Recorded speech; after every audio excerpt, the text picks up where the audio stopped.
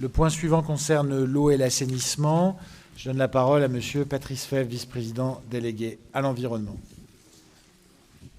Voilà.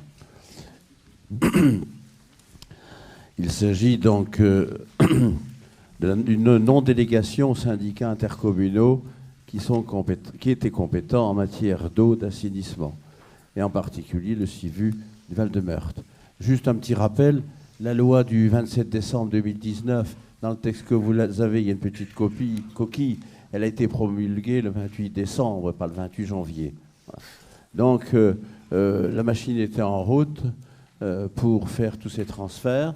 Le texte est arrivé, donc l'automatisme était engagé, mais pour finir, une délégation de gestion aux communes était en œuvre, la dissolution des syndicats également, et pour finir, donc un syndicat, le SIVU de la Haute-Meurthe, a souhaité utiliser le bénéfice de ce prolongement prévu dans la loi pour avoir une continuité d'existence à compter du 1er janvier 2020, ce qui était tout à fait légal.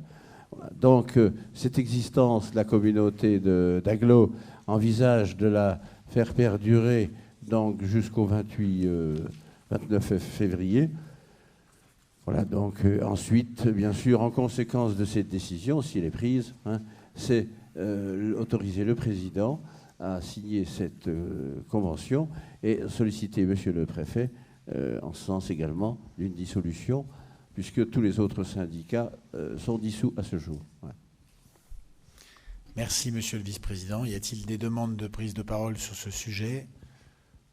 Il n'y en a pas. Nous pouvons donc... Oui, William.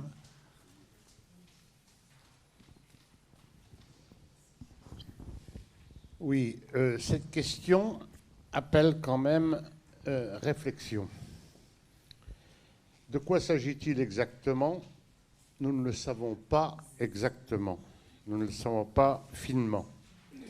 Cette loi, elle date du 27 décembre 2019, certes tardive, et elle offre apparemment, et je dis toujours, et j'emploie des conditionnels et des conditions, elle offre apparemment la possibilité de poursuivre l'activité eau et assainissement pour les syndicats non dissous, effectivement, mais maintenant on entend parler du mot commune. Commune également. Je lis la présentation du rapport. Elle confirme la possibilité de délégation de gestion aux communes. Ben oui, c'est ce qu'on fait. Non, mais c'est pour ça que je veux une... En fait... Non, mais je vais jusqu'au bout. Et oui. puis après, tu répondras si tu veux. Donc, voilà, le mot commune apparaît, mais je ne sais pas du tout. Je pose les questions. Ensuite, je rappelle que nous avons toujours dit, et tous, et le président comme moi, comme beaucoup d'autres, ont répété à l'envi, que cette loi NOTRe qui obligeait ce transfert jusque-là, ni la communauté d'Aglo, ni les communes ne la souhaitaient. Bien. Ensuite, cette loi, elle mérite une lecture plus fine, effectivement. Qu'est-ce qu'on entend derrière délégation? Délégation. Est-ce que c'est la délégation telle qu'on la connaît, telle qu'on l'a formulée aujourd'hui, ou est-ce que c'est une délégation totale, c'est-à-dire je ne m'en occupe pas comme une délégation de service public, et vous vous en occupez comme vous le faisiez avant avec votre budget, avec vos affaires. Je pense qu'on doit quand même, comment dirais-je, essayer d'avoir les informations les plus fines possibles, parce que c'est quand même une décision lourde, et cette décision lourde, il faut la prendre en pleine connaissance des tenants et des aboutissants. Et je sais que ce n'est pas facile, puisque la loi est du 27 décembre. Mais voilà, moi j'ai quelques interrogations sur le sujet. Alors d'abord, pour être tout à fait précis, la délibération que nous avons sous les yeux ne concerne pas les communes, puisqu'elle concerne seulement les syndicats. Pour les communes, la possibilité d'avoir une délégation de gestion existait déjà dans la loi. Et c'est d'ailleurs celle que nous avons utilisée pour proposer à chacun d'entre vous des conventions de gestion. On en a parlé tout à l'heure à propos de Bionville, mais on les a proposées à toutes les communes pour pouvoir assurer une continuité de service là où il n'y avait pas de personnel spécifiquement dédié au service de l'eau et de l'assainissement. Parce que c'était ça notre raisonnement. C'était de se dire, là où il y a du personnel dédié uniquement à la gestion de l'eau et de l'assainissement, il peut y avoir transfert tout de suite puisqu'on hérite de ces personnels. Et c'est d'ailleurs le cas, par exemple, pour le syndicat d'assainissement de la vallée du Rabodeau. Il y avait du personnel qui a été transféré, donc il y a des gens qui s'occupaient de ça spécifiquement et qui sont donc transférés.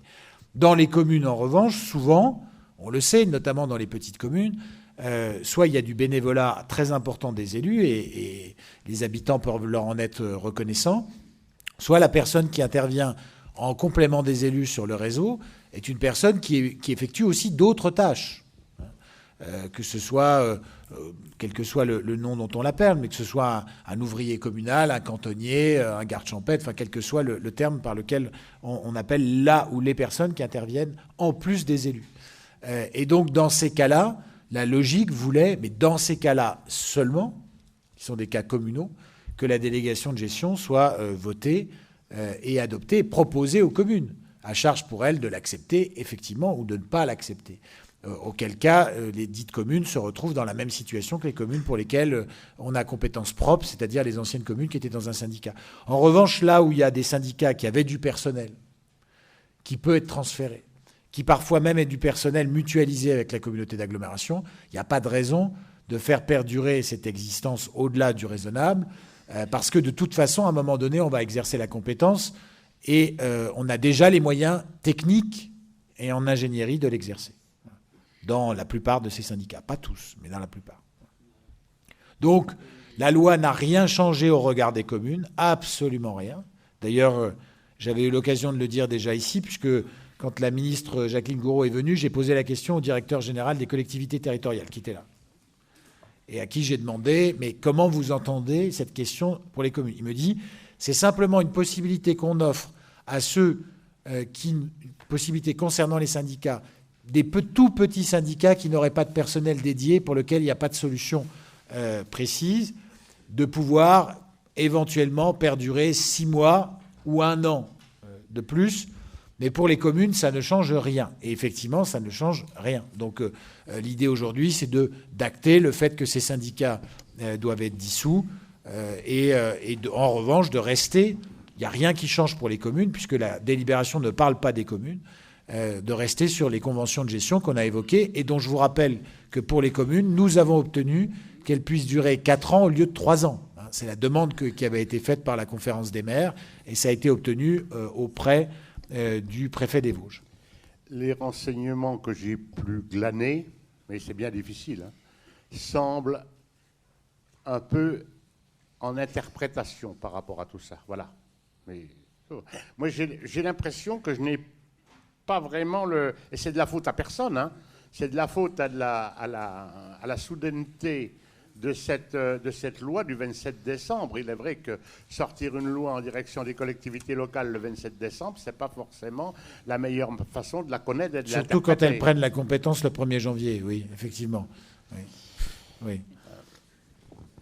Non, mais de facto, on fonctionne déjà comme ça aujourd'hui. Donc voilà, il n'y a pas de raison qu'on change le mode de fonctionnement, puisqu'on a bien dû, encore une fois, quand on est en situation de responsabilité, je pense que tous les maires font cette expérience chez eux.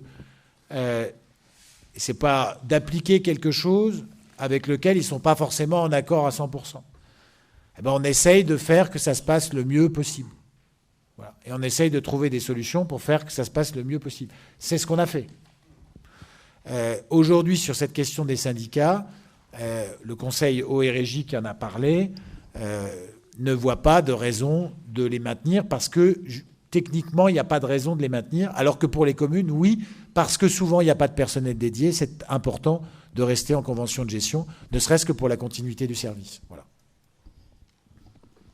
Bon, petite explication de vote ou plutôt de non-vote. Restant sur ma position de manque d'éclaircissement, je ne participerai pas au vote. Ce n'est pas que je vote contre, ni pour, ni m'abstenir. Je ne participerai pas au vote n'ayant pas tous les éléments. Et on s'entend bien que c'est tous les éléments venant du législateur. Pas de, voilà. Oui, oui. Bien, eh bien écoutez, s'il n'y a pas d'autres questions, on peut passer au vote. Donc qui est contre? Le président du syndicat. 2. Qui s'abstient? Il y a quelques abstentions, les maires de la Valais, ce qui est logique. C'est adopté, donc je vous en remercie. Le point suivant concerne l'extension du périmètre de la compétence assainissement non collectif, réhabilitation, entretien des installations, puisqu'on a déjà le contrôle qui a été délégué aux SDANC. Donc il y a en fait 2 délibérations, monsieur le vice-président. Oui, merci, monsieur le président. Donc je rappelle qu'au mois de décembre, la communauté d'agglomération se trouvant en charge obligatoirement de la compétence obligatoire du contrôle des assainissements non collectifs, on en était resté là. Le SDANC est confié au SDANC, c'était en décembre, pour l'obligatoire. Le SDANC, vous l'avez vu dans toutes les communes, c'est bien réorganisé, que ce soit au niveau statut, au niveau réglementaire et au niveau fonctionnement de gestion. Il y a quand même quelques conseillers ici dans la salle qui font partie du conseil d'administration parmi les 111 conseillers membres du SDANC. Le problème qui s'offre qui est présenté à la Com d'Aglo est le suivant. Puisque nous avons 2 compétences à la carte qui se présentent, mises en œuvre par le SDANC. La première, c'est la réhabilitation des ANC. Il s'en était déjà fait beaucoup par des communes, voire à la fin, au 1er janvier 2017, la Com d'Aglo, qui a poursuivi cette mission de réhabilitation des ANC. C'est une opération de maîtrise d'ouvrage des ANC. Donc, qu'est-ce qu'il y a? Donc, cette réhabilitation des ANC, elle s'est bien poursuivie, certes, mais lourd économiquement. Un petit exemple, par exemple, dans ces programmes, on a vu ça sur le secteur du Denay, sur le secteur des Hauts-Champs et le secteur Favre-Meurthe-Galilée. On en arrivait, quand la collectivité se positionnait dans un statut en réhabilitation, on en arrivait à des phasages entre ce que le maître d'ouvrage, la collectivité devait payer aux entreprises et ce qu'il encaissait des particuliers ou des subventions. Donc c'était quand même lourd économiquement et financièrement, ce qui n'était pas souhaité de continuer sous cette forme. Le SDANC a écouté, on n'est pas les seuls. Donc pour finir, le SDANC se positionne aujourd'hui dans une mission d'étude, chiffrage de l'étude. Le particulier traitera avec les entreprises qui auront fait l'objet d'une charte validée par le SDANC. Il y en a quand même beaucoup. Le SDANC, comme d'habitude, positionnera un système d'assainissement. Et ensuite, donc, les travaux se mettent en œuvre. Sur supervision de finition par le SDANC toujours, enfin, déjà l'initial pour le procédé, au final pour la réception. Le SDANC se débrouille fait les formalités pour obtenir les 2500 € de subvention du conseil départemental. Je précise que le conseil départemental avait une intervention de 1000 € avant et on avait 60% de l'agence de l'eau. On n'en parle plus de l'agence de l'eau. Le département a fait un effort de se positionner à 2500 €, voilà, sous condition, et ce n'est même pas le département qui le positionne en condition, c'est la réglementation que les opérations ne peuvent pas se faire d'un individu, personne physique ou morale, directement. Donc c'est automatiquement dans un support d'un ou d'une EPCI. Donc il n'y a pas le choix. Le département ne peut intervenir que si c'est bien des dossiers présentés par un EPCI. Donc, à notre niveau, communauté d'agglo, la stratégie paraît presque évidente de se dire, nous prenons cette compétence facultative de réhabilitation. En clair, nous nous occupons de rien, puisque nous confions même immédiatement cette compétence-là au SDANC. L'intérêt de l'opération, donc c'est des réhabilitations. Je précise tout de même qu'aujourd'hui, nous avons sous le coude 440 demandeurs de réhabilitation d'ANC. Encore, ça ne couvre que 3 secteurs. Mais la stratégie, c'est d'aller au plus vite, parce que peut-être que dans 6 mois, 8 mois, le département sera peut-être un petit peu embarrassés avec des nombres de dossiers à 2500. On espère que non. Donc, faire assez vite. On a des dossiers sous le coude, il faut les faire partir.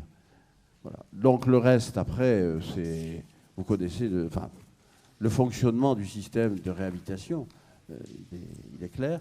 Juste un peu de statistiques pas méchantes.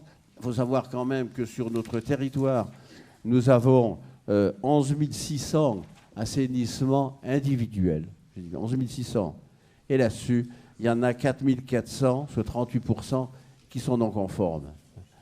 Donc, la Com d'Aglo est intervenue, et ce n'est pas d'aujourd'hui, dans des opérations d'aménagement de nos rivières, de remise en état, de restauration. Je pense que la moindre des choses, c'est d'aller un peu aussi en amont chez l'habitant. Et il y a des demandeurs sur ce sujet. Voilà. Donc, ce n'est pas une petite affaire. La collaboration du SDANC est vraiment, sur ce sujet-là, va être un bon apport avec la bonne collaboration du conseil départemental. Voilà pour cette compétence de réhabilitation. Merci, monsieur le vice-président. Y a-t-il des demandes de prise de parole sur ce sujet? Oui, Vincent. Alors, les communes du 54, la transaction, elle n'est encore pas nette, puisqu'il faut intervenir avec le département. On ne l'a pas encore mise en œuvre, pour être sincère. Mais on en a parlé à plusieurs reprises au bureau. On a bien identifié le fait qu'il fallait qu'on ait le même type d'accord, si possible. On ne peut pas prendre une compétence partielle pour 74 communes et ne pas l'avoir sur 3 communes. Donc, évidemment, ce qu'on va chercher à faire en dialogue avec le département de Meurthe-et-Moselle, c'est d'avoir le même dispositif en Meurthe-et-Moselle, avec des spécificités qui sont liées aux syndicats qui ne sont pas toujours les mêmes. Hein, mais l'objectif, c'est d'arriver au même type d'accord. Donc, on aura sûrement une délibération de ce type pour les 3 communes concernées à venir. Hein. Dans le cadre d'une convention. Pour compléter l'information, cette compétence de réhabilitation, elle va coûter en frais de fonctionnement à la communauté d'Aglo vers le SDANC pour son service de fonctionnement, 2315 pour l'année 2020. Sachant très bien que le coût de 4630, c'était la somme des cotisations dans la compétence obligatoire, mais somme de toutes les cotisations de toutes nos communes. Donc s'y ajoute, si on le souhaite, 2315 € de coût, mais je pense que l'intérêt, j'espère l'avoir expliqué à peu près clairement, sur cette stratégie de réhabilitation.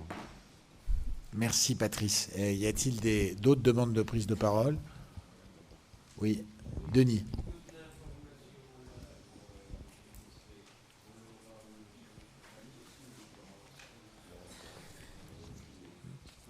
Non, je pense qu'on va la passer dans les communes. C'est le tableau, comme ceux qui étaient à la réunion ce matin à Saulcy, réunion d'information du SDANC. On va la passer par mail aux communes. Ce que tu veux dire, c'est que c'est les services de l'agglomération qui donneront cette information? On verra avec eux. Je ne sais pas qui sera l'émetteur. Hein? Peut-être il vaut mieux que ce soit le syndicat directement, parce que sinon ça créera peut-être de la confusion. D'autant que le SDANC va démarrer, suivant notre vote de ce soir, le SDANC va démarrer une opération d'information à l'égard des 440. Ils sont peut-être plus que 400, mais il y en aura d'autres. Oui, Michel. Il y avait question à droite. Juste une petite chose quand même, faire attention. Si c'est le SDANC quand même, il y avait 4 communes qui ne faisaient pas partie du SDANC, qui aujourd'hui, le SDANC n'a pas les coordonnées. Donc attention, peut-être soit mieux quand même la communauté d'agglomération qui diffuse, quoi. Ok.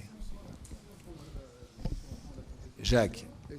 Elles font partie. Si on prend la compétence ce soir, ces communes-là font partie de l'agglomération, donc elles deviendront automatiquement compétentes. Bien sûr. Hein? Ah ben, ça, c'est autre chose, mais la question sur la compétence. Non, mais moi, je vous réponds sur la compétence. Hein. Je vous réponds sur la compétence. Si l'agglo prend la compétence, toutes les communes de l'agglo, sauf les 3 communes qui sont en Meurthe-et-Moselle pour le moment, toutes deviennent compétentes. Hein. Mais c'est ça. Après, le reste, c'est pas bon. Hein. Ouais. Encore une fois, l'objectif, c'est de permettre d'avoir les financements du département, c'est-à-dire les 25%, et le département n'est pas du tout obligé de le faire, il le fait volontairement, il faut le dire. Les 2500 par installation, oui, ça peut aller de 6000 à oui, j'ai ôté 2 zéros. Des 2500 € par installation, donc on sait que c'est des travaux entre 6000 et 12 000 € à peu près en moyenne. Donc le département a fait ce choix, et c'est d'ailleurs une augmentation par rapport à ce qu'il versait dans les anciens dispositifs. Donc il a tenu compte du fait que l'agence de l'eau s'est retirée. Et donc l'objectif, c'est tout simplement, à travers cette adhésion, de permettre aux particuliers qui le souhaitent de pouvoir faire les travaux avec des subventions. Si on ne passe pas, si ce n'est pas l'agglomération qui prend cette compétence, et si ensuite on ne la délègue pas aux SDANC, on ne bénéficiera pas de ces subventions. Voilà. Enfin, les particuliers n'en bénéficieront pas.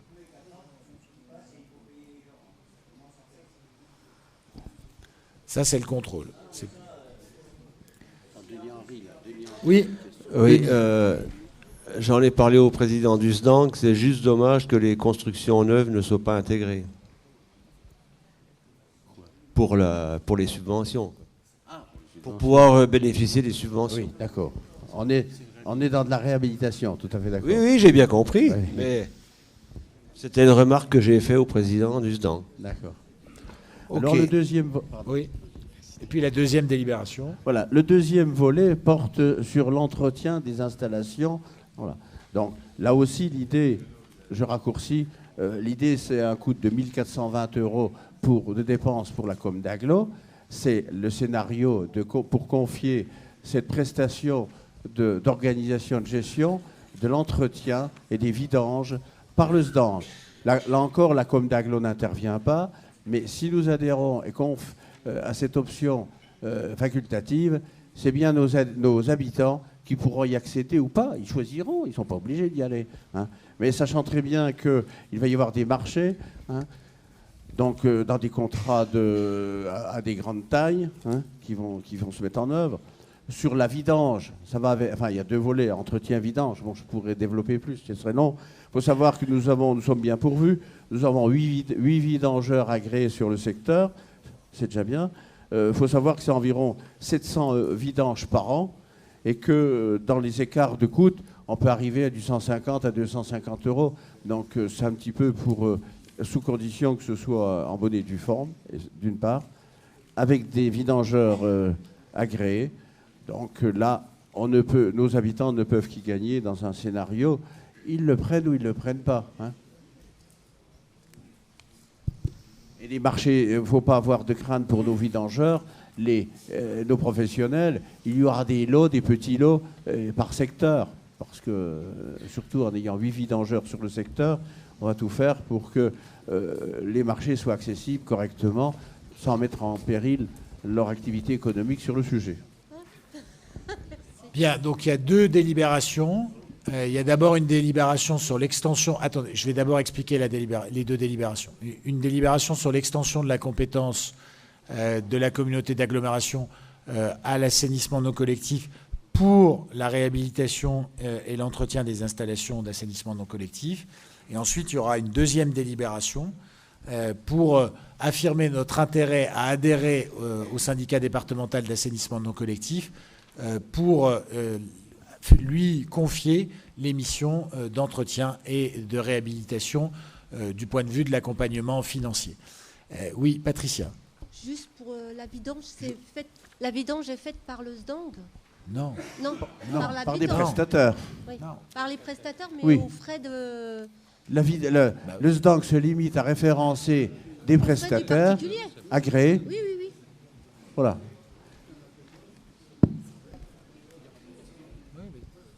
Je voulais juste donner une précision. Ce matin, on a parlé de 2500 € par installation faite chez le particulier. Simplement, c'est une convention entre les particuliers. C'est 2500 € pour l'installation, plus 1000 € par maison qui se rattache. Ce n'est pas 2500 plus 2500 plus 2500. C'est 1000 pour là où il y a la station et 1000 € par maison qui sont rattachés sur cette station. Non, mais ça... Enfin, non, c'est pas tout à fait ça. Si c'est en semi-collectif, non. alors. Non. En individuel, c'est une convention entre les habitants. Vous avez 2500 € pour la station et 1000 € par maison qui sont attachés sur cette. Non. C'est quand on est dans du semi-collectif. Ce qu'on appelle du semi-collectif. C'est 2 ou 3 ANC sur une installation. Mais on est dans des cas particuliers. Très bien. S'il n'y a pas d'autres questions, on peut peut-être passer au vote. Qui est contre ? Qui s'abstient ? C'est donc adopté. Merci beaucoup. Le Point suivant concerne une décision modificative sur le budget annexe activité économique, le budget 704. Monsieur le vice-président, c'est une opération d'ordre. Mais... C'est sur le budget d'activité économique. Donc c'est une décision modificative qui arrive parce qu'il y a eu une erreur sur transmission de chiffres, c'est-à-dire c'est sur une opération d'ordre. Sur les amortissements de subventions en recettes de fonctionnement, on a mis 20 270 et dans les dépenses d'investissement 0,40, on a mis 20 720. Donc il y a eu une inversion entre les deux de 450 €. Donc on vous demande aux recettes, au chapitre 0,42, l'opération d'ordre de transfert, de mettre 450 et sur le chapitre 75, autres produits de gestion courante, revenus des immeubles, de mettre moins 450. C'est-à-dire pour remettre les 450 sur le 20 270 du 0,42. Voilà. Y a-t-il des questions? Je ne sais pas si j'étais assez explicite. Non, c'est très technique pour le coup. On passe d'une inscription budgétaire à une autre pour 450 €. Donc, tu l'as bien expliqué, c'est sûr. Y a-t-il des questions? Il n'y en a pas. On peut passer au vote. Qui est contre? Qui s'abstient? C'est adopté. Le point suivant concerne un avenant à un lot numéro 11 sur la réfection du bâtiment Carbonard. Je donne la parole à Dominique Aubert, vice-président délégué au bâtiment. Merci, Monsieur le Président. Donc simplement, cet avenant, c'est le remplacement d'un garde-corps non prévu au marché initial qui a été demandé par le contrôleur technique au cours du chantier. Par précaution, afin que l'accès secondaire dans le prolongement du garde-corps neuf sur coursive soit entièrement aux normes actuelles, parce que l'espacement était un peu large, et ça permet d'avoir la continuité entre le nouveau et l'ancien. Alors le montant de cet avenant se monte à 5 364 €. Donc on est obligé, ça dépasse de 47,26% du marché initial. Y a-t-il des demandes de prise de parole sur ce sujet?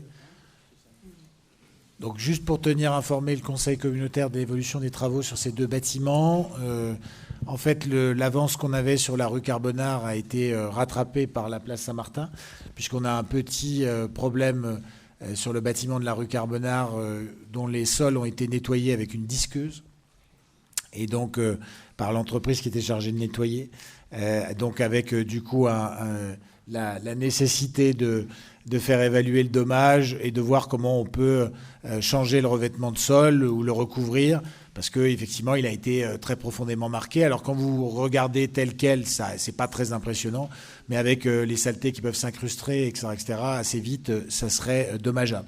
Pour le reste, on a vraiment une qualité du bâti qui est assez exceptionnelle, rue Carbonard. Place Saint-Martin, le chantier est aussi très avancé. Dans les deux cas, on devrait avoir un achèvement des travaux et une inauguration vraisemblable au printemps. Voilà. Donc sur cet avenant, est-ce qu'il y a des questions, des oppositions, des abstentions? C'est adopté. Merci beaucoup. Le point suivant concerne l'attribution de fonds de concours. Alors en fait, c'est un changement concernant la commune de La Bourgonce. On avait fait une petite erreur. Monsieur le Premier vice-président, vous avez la parole. Merci, Monsieur le Président. Effectivement, il s'agit d'une erreur dans le libellé de la délibération que nous avions prise ici. Il s'agissait donc on a décidé d'attribuer un fonds de concours à la commune de La Bourgonce pour un montant de 20 100 € et 90 centimes. Et au moment de la rédaction de cette délibération, on avait indiqué 30% le montant du taux du restant en charge, et finalement c'est 35%. Donc pour éviter des problèmes par la suite, il faut donc annuler la délibération qu'on avait prise dans laquelle c'était indiqué 30%. Il faut qu'on reprenne, si vous voulez bien, aujourd'hui une nouvelle délibération pour dire que ce n'est pas 30%, mais 35%. Mais le montant de la subvention ne change pas. Merci bien, Monsieur le Premier vice-président. Y a-t-il des demandes de prise de parole sur ce sujet? C'est un très bel aménagement. On a vu que la Bourgonce, en plus, était suivie, et c'est bien. S'il n'y a pas de demande de prise de parole, on peut passer au vote. Qui est contre? Qui s'abstient? C'est donc adopté. Merci beaucoup. Le point suivant concerne la convention de financement pour la phase étude d'avant-projet relative à l'aménagement d'un pôle d'échange multimodal à la gare de Raon-l'Étape. Je donne la parole à M. Vincent Benoît, vice-président délégué aux mobilités actives. Merci, Monsieur le Président. Alors, nous avions délibéré le 5 mars 2019 sur ce projet pour permettre la demande de subvention pour la réalisation d'un pôle d'échange multimodal en gare de Raon-l'Étape. Nous avons délibéré également le 26 mars 2019 pour approuver une convention entre Gares & Connexions et pour la réalisation de ce pôle. Ce pôle, je le rappelle, vise à connecter tous les modes de mobilité, avec bien sûr priorité aux mobilités actives, à la gare de Raon-l'Étape qui accueille plus de 110 000 voyageurs par an. Une première préétude a été menée par Gares & Connexions qui a permis de bien cerner le projet. Aujourd'hui, il est demandé de passer au stade supérieur, c'est-à-dire de toujours conventionner Gares & Connexions comme maîtrise d'ouvrage unique pour mener l'avant-projet. Et l'ensemble de cette convention s'élève à un montant de un tout petit peu moins de 25 000 euros qui sera financé à 50% par la région Grand Est et le reste à charge par la communauté d'agglomération. Le budget global de ce projet devrait être inférieur à ce qu'on avait prévu au départ, aux environs de 600 000 euros. Voilà ce qu'on vous demande d'approuver ce soir. Merci beaucoup, Monsieur le Vice-président. Y a-t-il des demandes de prise de parole sur ce sujet? Il n'y en a pas. On peut donc passer au vote. Qui est contre? Qui s'abstient? C'est adopté. Merci beaucoup. Le point suivant concerne le pôle d'échange multimodal de Saint-Dié-des-Vosges. Monsieur le Vice-président. Alors là aussi, nous avions délibéré le 26 novembre 2019 pour transférer l'ensemble du projet à la communauté d'agglomération, puisque c'est quand même un projet de mobilité qui lui revient par sa compétence. Ça a été validé en bureau, ça a été validé en commission. Donc je ne vais pas reprendre toute la délibération. Aujourd'hui, on vous demande juste d'approuver la réalisation technique de ce transfert. Merci beaucoup, Monsieur le Vice-président. Y a-t-il des demandes de prise de parole sur ce sujet? Il n'y en a pas. Nous pouvons donc passer au vote. Qui s'abstient? Qui est contre? C'est adopté à l'unanimité. Merci beaucoup.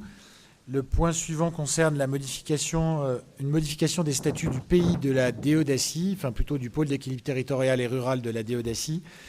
En effet, nous avons été informés par le conseil syndical du PETR d'une modification de statut qui revenait à demander aux intercommunalités qui sont membres aujourd'hui du pôle d'équilibre territorial et rural, c'est-à-dire la communauté de communes de Bruyères-Vallon-des-Vosges et la communauté d'agglomération de Saint-Dié-des-Vosges, d'avoir plus de représentants au sein du conseil syndical. Pour mémoire, aujourd'hui, il y a 3 représentants pour la communauté de communes de Bruyères-Vallon-des-Vosges et 3 pour la communauté d'agglomération, puisque vous savez que même quand elle représente une majorité de la population, une intercommunalité qui est membre d'un syndicat ne peut pas détenir 50% plus une voix, et elle est forcément représentée à 50 au maximum. Et donc, le conseil syndical du pays a fait le choix de considérer que 6 représentants par intercommunalité, c'était mieux que 3.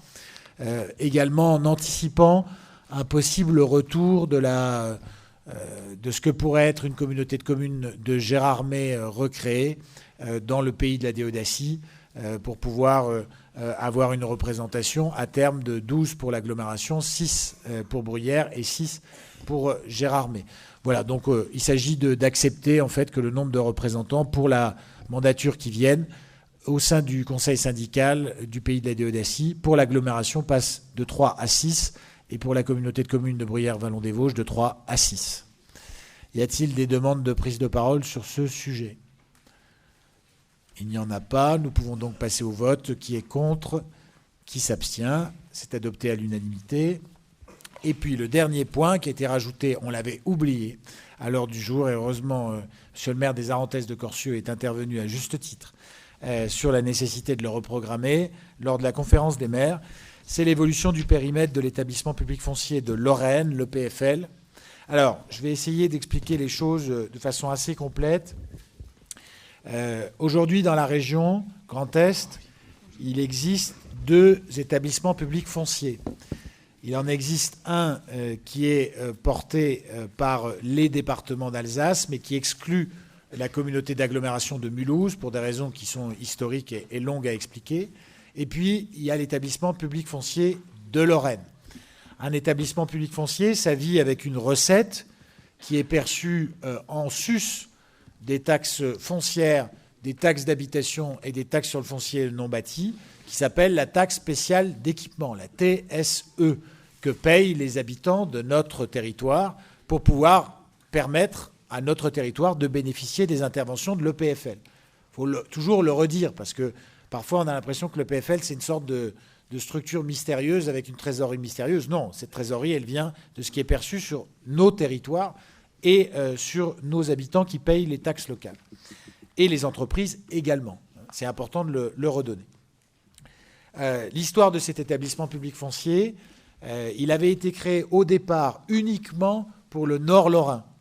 Et l'idée était de permettre d'accompagner la transition industrielle des sites d'extraction charbonnière du Nord lorrain et des aciéries pour pouvoir reconvertir ces sites situés à proximité du Luxembourg avec un instrument économique un peu robuste. Ça avait été créé en 1973 avec, à l'époque, l'implication assez forte d'un élu lorrain, Pierre Messmer. Et puis, au fur et à mesure, ces établissements publics fonciers, et en particulier celui de Lorraine, a déjà vu une extension de son périmètre. Les Vosges sont devenus membres, avec l'ensemble des collectivités de l'établissement public foncier de Lorraine, en cours de route. Donc nous avons bénéficié, nous aussi, d'une extension du périmètre de l'EPFL au vu des friches, et notamment des friches textiles qui étaient présentes dans notre territoire, et de la nécessité de les reconvertir. Donc à l'époque, les élus de Meurthe-et-Moselle et de Moselle ont accepté que les Vosges et la Meuse rentrent dans le PFL, avec perception sur le territoire des Vosges et de la Meuse d'une taxe spéciale d'équipement qui a été lissée. On n'a pas appliqué tout de suite le même taux qu'en Meurthe-et-Moselle et qu'en Moselle. Aujourd'hui, ce qu'il s'agit de faire, c'est exactement la même chose que ce dont les Vosges ont bénéficié et la Meuse en leur temps. C'est-à-dire d'étendre l'établissement public foncier de Lorraine, son lieu de compétence, à la partie de la région Grand Est qui aujourd'hui n'a pas d'établissement public foncier, c'est-à-dire les 4 départements de l'ancienne région Champagne-Ardenne, les Ardennes, la Marne, l'Aube et la Haute-Marne. Alors, vous allez me dire, il y a 2 questions importantes. Il y a la question de la gouvernance et il y a la question de la trésorerie. Sur la gouvernance, elle a été, vous l'avez vu dans les documents, il est proposé qu'elle soit modifiée. Un inspecteur général, M. Schmitt, a d'ailleurs fait une tournée, il est allé voir les départements, il est allé voir les régions, il est allé voir certains présidents d'agglomération, il est allé voir les membres de son conseil d'administration. Il se trouve pour la Déodacie, il y a 2 personnes qui ont été reçues, M. Lalande, qui est membre du conseil d'administration, et moi-même. Et il propose donc une nouvelle gouvernance qui tient compte des réalités de fonctionnement et d'intervention aujourd'hui dans les territoires. Concrètement, on passerait, pour intégrer ces 4 départements nouveaux, de 53 membres des conseils d'administration, enfin de 33 membres à 53, donc 20 de plus, pour pouvoir permettre que les Ardennes, la Marne, la Haute-Marne et l'Aube aient un représentant. Ce sont les départements de la Moselle et de la Meurthe-et-Moselle qui en perdent, puisqu'ils passeraient de 6 représentants à 3 représentants seulement. Pour les Vosges, pour la représentation départementale qui est assurée, je crois, par M. Simon Leclerc, conseiller départemental du canton de Neufchâteau, eh bien, il n'y aurait pas de changement pour la représentation du département des Vosges. En revanche, ce que prévoit le texte, au regard de la gouvernance, c'est de renforcer très fortement la représentation des EPCI, des établissements publics de coopération intercommunale. Aujourd'hui, ils sont présents au conseil d'administration de l'EPFL, mais ils sont seulement présents à travers des élus qui sont élus au sein d'un collège des EPCI. C'est d'ailleurs une procédure très compliquée, puisqu'on doit envoyer, tous les EPCI en théorie doivent envoyer un représentant à Metz dans un jour qui est défini d'avance, et puis on vote pour désigner le représentant de tous les établissements publics de coopération intercommunale. C'était comme ça avant. Madame Chaubeau, je ne sais pas si elle est là. Elle n'est pas là. Par exemple, elle a représenté une fois, parce qu'on avait demandé à plein de personnes et personne ne pouvait y aller, la communauté d'agglomération de Saint-Dié-des-Vosges pour ce vote. Le changement qui est apporté par ce texte, c'est que toutes les communautés d'agglomération disposeraient d'un siège au conseil d'administration de l'EPFL. Ce qui veut donc dire que la communauté d'agglomération de Saint-Dié-des-Vosges, qui n'est pas représentée au conseil d'administration de l'EPFL, sera représentée si les statuts qui nous sont soumis aujourd'hui sont adoptés, sont retenus par le préfet. Il y aurait également dans les modifications de gouvernance l'intégration des chambres d'agriculture, des chambres des métiers, de la SAFER et du Conseil économique et social régional à titre consultatif. Donc j'ai dit 33 à 53 membres et un renforcement de la présence des EPCI. Ça veut donc dire que l'une des personnes qu'on devra désigner au prochain conseil communautaire quand il se réunira et quand il aura désigné ses instances, peut-être à la deuxième réunion, ce sera le représentant de l'agglo à l'EPFL, ce qui est quand même bien puisqu'on sera désormais représenté en tant que tel. Maintenant, il y a la question de la trésorerie. Évidemment, aujourd'hui, les moyens qui sont ceux de l'établissement public foncier de Lorraine ont été perçus sur les Lorrains, puisque c'est eux qui ont payé la taxe spéciale d'équipement. Et évidemment, dès lors qu'il s'agit d'étendre le périmètre d'une structure et d'appliquer progressivement la taxe spéciale d'équipement dans les nouveaux départements qui entrent, de ne pas mettre d'un seul coup, un petit peu comme on fait sur la CFE par exemple, où on la lisse, de ne pas mettre d'un seul coup le taux plein dans ces 4 départements, mais de l'appliquer progressivement, pour que ça ne fasse pas un effet sur les taxes foncières trop fort et sur la taxe d'habitation. Enfin, la taxe d'habitation, elle sera supprimée, mais sur les taxes foncières, eh bien forcément, ça veut dire que dans un premier temps, au moins les 4 premières années, l'argent qui a été perçu en Lorraine pourra être mobilisé en Champagne-Ardenne. Alors, je vais vous dire pourquoi je considère, et je le dis en communauté de sentiments avec Jean-Marie Lalandre qui connaît bien le sujet, je considère que c'est un risque qu'il faut prendre. Pourquoi ? Parce qu'aujourd'hui, la trésorerie des établissements publics fonciers en France, il y en a un peu partout, il n'y en a pas qu'en Lorraine, est importante. Et que comme pour les agences de l'eau, quand il y a une trésorerie importante, il y a un risque de récupération dans des périodes où on cherche, à la fin d'une loi de finances, par exemple, quand on cherche à la boucler, quelques dizaines de millions par-ci, quelques centaines de millions par-là. Et d'un certain point de vue, le fait de mobiliser notre trésorerie, au moins pendant les 3-4 années pendant lesquelles le taux va être lissé et progressivement sera le même que chez nous en Champagne-Ardenne, le fait que cette trésorerie puisse être engagée sur un territoire plus vaste nous garantira qu'on aura sans doute moins de trésorerie à saisir le cas échéant. Sachant que c'est un raisonnement qui est tenu par beaucoup de monde. Bon, c'est plutôt de bonne prudence. Sachant que, évidemment, dans les dispositions qui sont prévues, il est bien d'accord qu'une fois que le taux sera plein en Champagne-Ardenne et en Lorraine, il y aura bien une forme de réallocation des ressources nécessaires et la Lorraine se trouvera toujours aussi bien traitée qu'elle l'a été pendant les périodes des 4 ans et évidemment à l'issue de ces 4 ans. Néanmoins, il y a un point de vigilance qu'il faut avoir, un point de vigilance fort. C'est la question des moyens humains. Parce que chacun comprend bien, et notamment les maires qui ont été confrontés au vu des délais de traitement des dossiers par l'établissement public foncier de Lorraine, que si on garde le même nombre de personnel pour traiter des dossiers à Épernay, à Reims, à Fumay ou à Romilly-sur-Seine, et que c'est toujours les mêmes personnes en place, on aura du mal à traiter ces dossiers, nos dossiers lorrains, de façon aussi efficace que par le passé.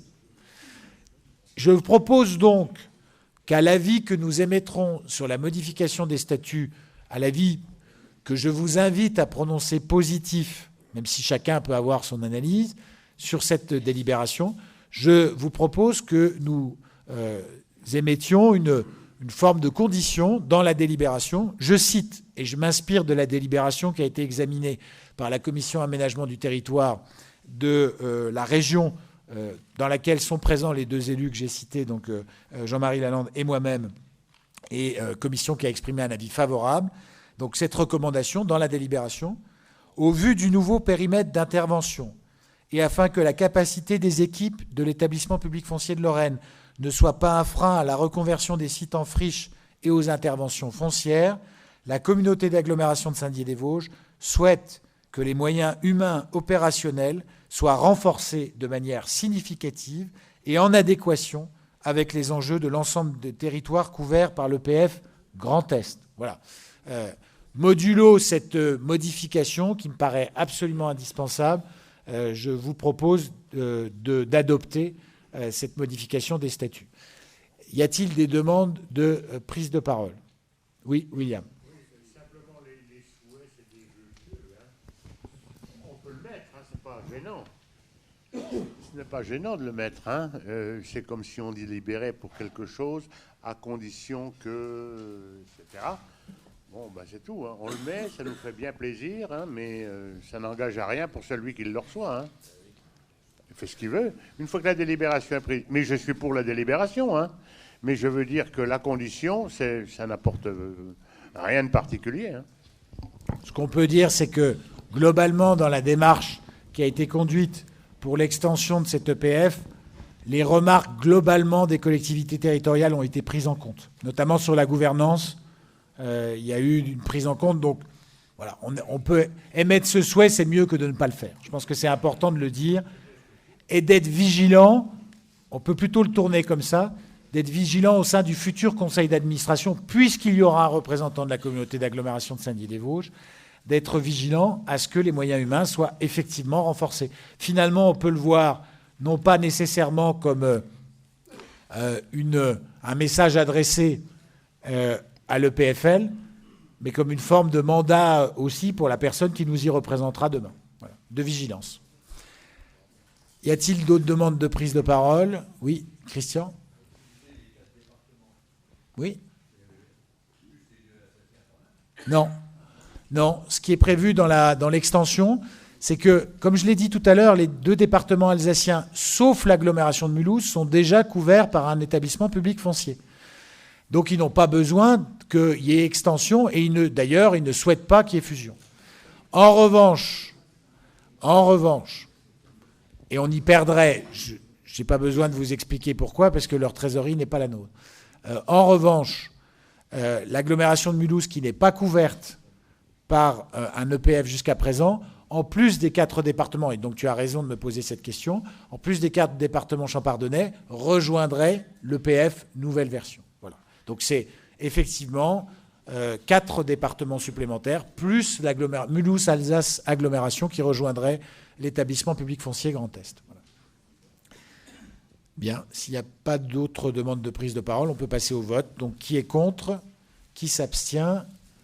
C'est donc adopté. Je vous en remercie. Le point suivant concerne la communication des décisions prises par le président du bureau communautaire.